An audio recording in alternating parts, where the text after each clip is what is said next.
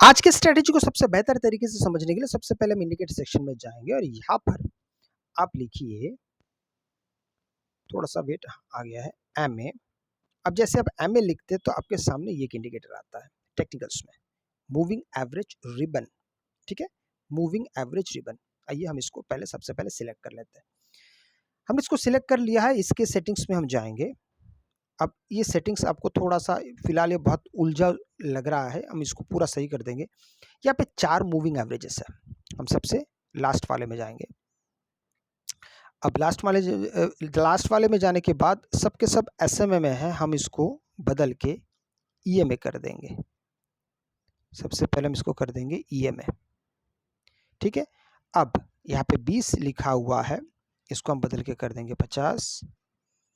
Second वाला 50 है, इसको कर देंगे हम 100। थर्ड वाला 100 है, इसको बदल के कर देंगे हम 200। रंगों को थोड़ा बदल देंगे ताकि चीज़ें थोड़ा सा आसानी से दिखाई दे, समझ में आए। फर्स्ट वाला ग्रीन, सेकंड वाला येलो और थर्ड वाला कर देंगे हम डार्क रेड में। चलिए हमने रेड में कर दिया है, बस हमारा तैयारी हो गया है।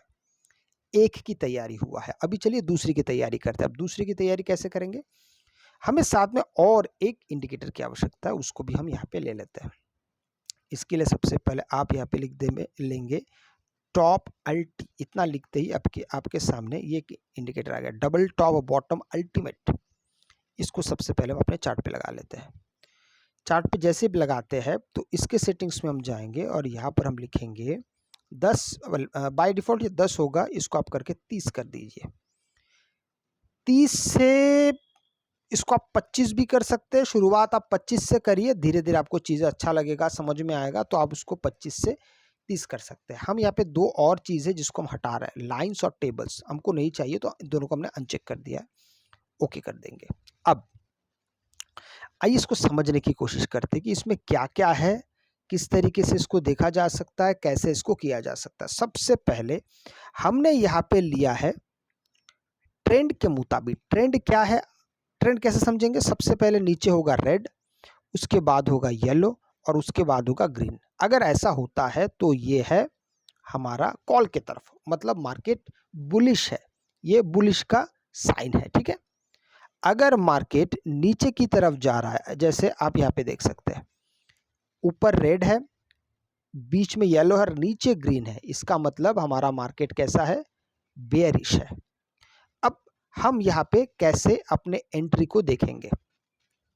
सबसे पहले तो दो प्रकार से एंट्री हो सकती है इसी स्ट्रेटजी में। पहला स्ट्रेटजी है कि जो भी ट्रेंड रहेगा, जैसे कि इतने एरिया में आप देखेंगे तो ये अप ट्रेंड है।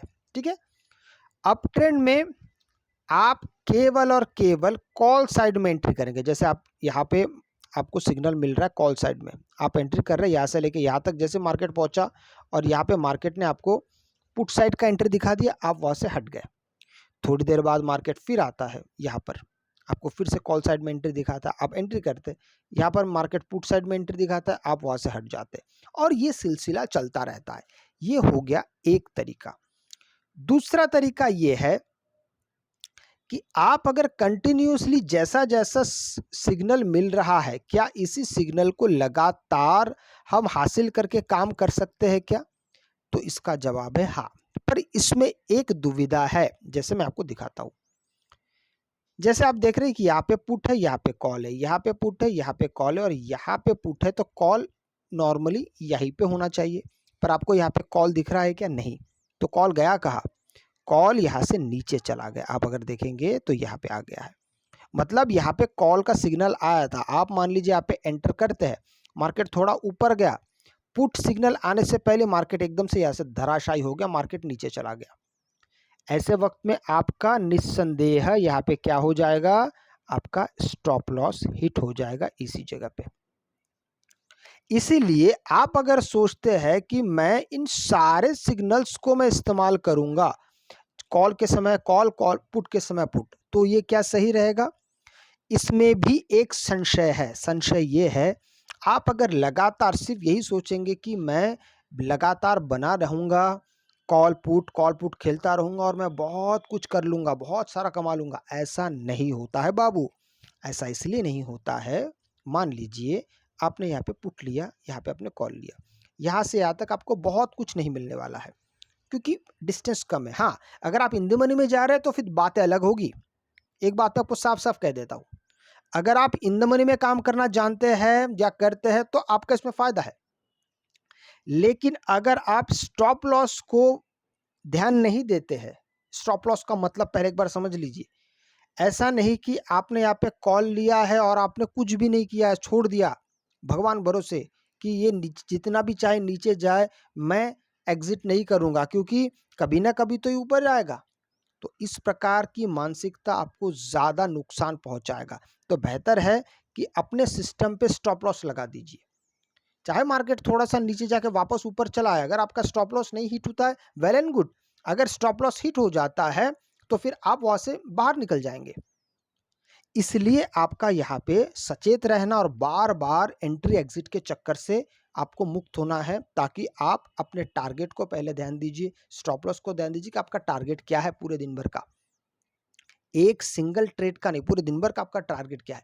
अगर वो आप अचीव कर रहे हैं, वहाँ से फिर आप पूरे दिन भर के लिए निकल जाइए, वापस मत आइए। अगले दिन फिर से आइए। इस प्रकार की आपको पहले प्रैक्टिस करनी पड़ेगी, धीरे-धीरे आपको चीज़ें ज़्यादा बेहतर तरीके से समझ में आने लगेगा। अगर अगर आपको वीडियो अच्छा लगे, तो लाइक, शेयर, सब्सक्राइब ज़रूर कीजिएगा। आपसे मैं अगले वीडियो में मिलता हूँ, तब तक के लिए जय हिंद।